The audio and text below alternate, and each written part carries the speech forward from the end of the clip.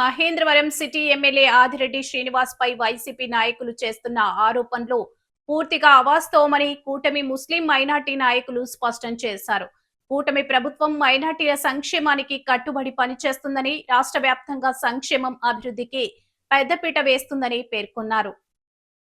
రాజేంద్రనగర్ 12 కులాయిల సెంటర్లోని సచివాలయం వద్ద కూటమి ముస్లిం మైనారిటీ నాయకులు గురువారం మీడియా సమావేశం నిర్వహించి ఇటీవల వైసీపీ ముస్లిం నాయకులు ఎమ్మెల్యే ఆదిరెడ్డి శ్రీనివాస్, ముఖ్యమంత్రి నారా చంద్రబాబు నాయుడు, రాష్ట్ర మైనారిటీ సంక్షేమ శాఖ మంత్రి ఫరూక్ తదితరులపై చేసిన విమర్శలను తీవ్రంగా ఖండించారు. వాస్తవాలను వక్రీకరించి ప్రజలను తప్పుదోవ పట్టించే ప్రయత్నం చేస్తున్నారని మండిపడ్డారు. మైనారిటీ నాయకుడు అస్లాం, బరియల్ గ్రౌండ్ కమిటీ అధ్యక్షుడు షేక్ అమీర్ రాజా, జనసేన పార్టీ మైనారిటీ నాయకులు బాషా లిమ్రా మాట్లాడారు. కూటమి ప్రభుత్వం అధికారంలోకి వచ్చిన వెంటనే ఆదిరెడ్డి శ్రీనివాస్ ప్రత్యేక కమిటీ ఏర్పాటు చేసి ముస్లిం పెద్దలు, సామాజిక సేవకులు, కార్పొరేషన్ అధికారులతో కలిసి బరియల్ గ్రౌండ్ను పూర్తిగా అభివృద్ధి చేశారని తెలిపారు. ఎమ్మెల్యే ఆదిరెడ్డి శ్రీనివాస్ సేవలకు ముస్లిం సమాజం ఎల్లప్పుడూ అండగా ఉంటుందని స్పష్టం చేశారు.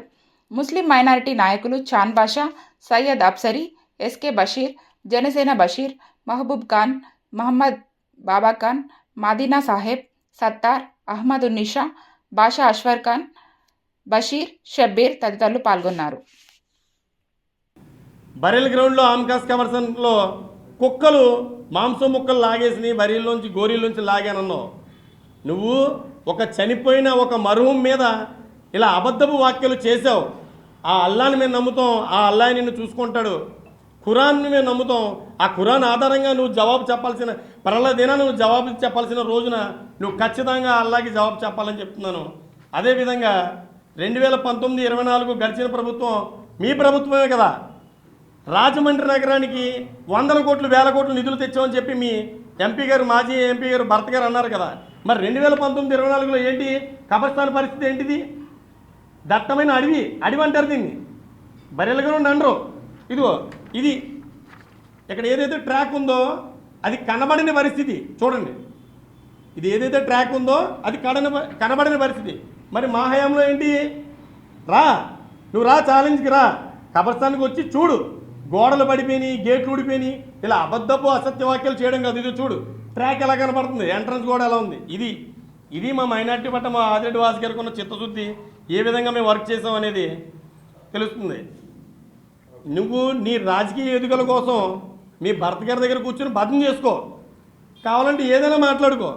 అంతే తప్ప మా రాజమండ్రి ముస్లింల మైనార్టీల మనోభావాలను దెబ్బతీసే విధంగా కానీ ఇంకొకసారి నువ్వు మా ఎమ్మెల్యే గారిని కానీ ఎక్కువ తక్కువ మాటలు మాట్లాడితే నిన్ను రాజమండ్రి ముస్లిం ప్రజానీకంలో తిరగనీయకుండా చేస్తామని చెప్పి సభ ఈ పత్రికా ముఖంగా హెచ్చరిస్తున్నాను. రాజమండ్రి ఎంపీ గారు అభివృద్ధి చేశారండి. అభివృద్ధి చేయటం అంటే వియ్యలపురంలో మీ ఆఫీస్ ఎదురుగుండానే ఒక యాపిల్కాయ పెట్టారు. యాపిల్కాయ పెడితే అభివృద్ధికి అద్దది. అక్కడ కూటమి ప్రభుత్వం వచ్చిన తర్వాత మన రాజమహేంద్రవరం శాసనసభ్యులు పురేంద్రేశ్వర్ గారితో మాట్లాడి 53 కోట్ల విలువ గల స్పోర్ట్స్ కాంప్లెక్స్ తీసుకొచ్చిన చరిత్ర ఈ కూటమి ప్రభుత్వం అని చెప్పేసి తెలియజేసుకుంటున్నాను. ఇంకో విషయం ఏంటంటే సీతంపేటలో మీరు ఒక వాటర్ మౌంటైన్ పెట్టారు. మౌంటైన్ పెడితే అక్కడ నిన్నే పురేంద్రేశ్వర్ గారు, మన ఆదిరెడ్డి శ్రీనివాస్ గారు, సోమ వీర్రాజు గారు, వై శ్రీనివాస్ గారు అందరూ కలిసి అక్కడ శంకుస్థాపన చేశారు. 95 కోట్ల వాల్యూ గల ఎస్టీపీ ప్లాంట్ను అక్కడ శంకుస్థాపన చేయండి. అభివృద్ధి అంటే అది.